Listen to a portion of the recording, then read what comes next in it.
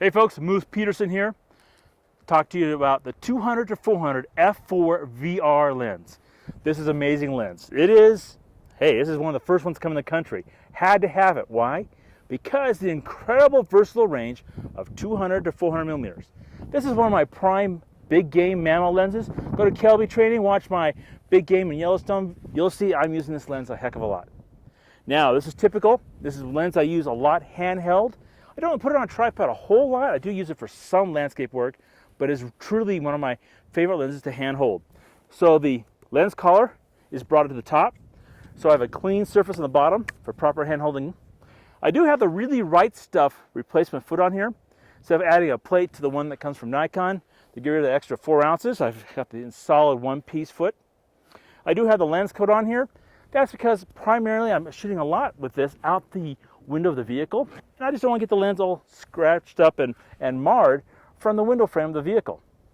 Now, has the same basic settings as our VR. This is Generation 2 VR lens, which means the VR can be on all the time, whether you're hand holding or on the tripod, won't make a difference. So the VR is always turned on.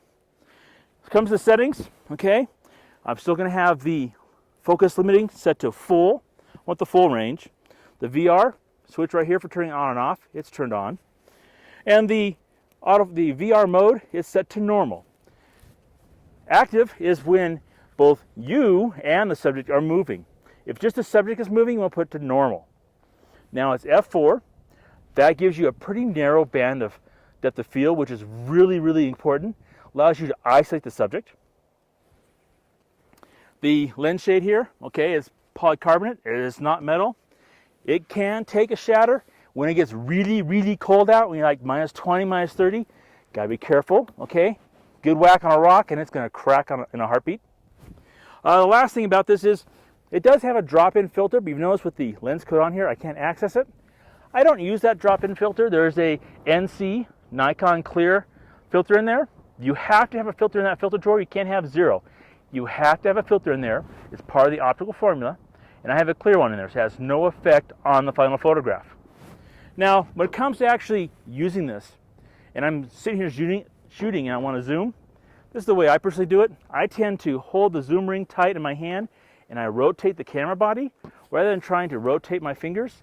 It just seems to be faster. I can easily zoom and then correct in my hand the horizontal or vertical line, depends on how I'm shooting. So I just turn the body to do my zooming. Quick and easy. Last thing, be sure not to be trying to carry this around by the lens body, okay? You need to support the lens. If you're shooting, make sure you put this on the tripod and not this. This is way too much weight for the lens mount. This is the 200 to 400 f4 VR lens. I've had this lens since the day it hit the shores. It's a beautiful lens. I highly recommend it. Thanks for coming by.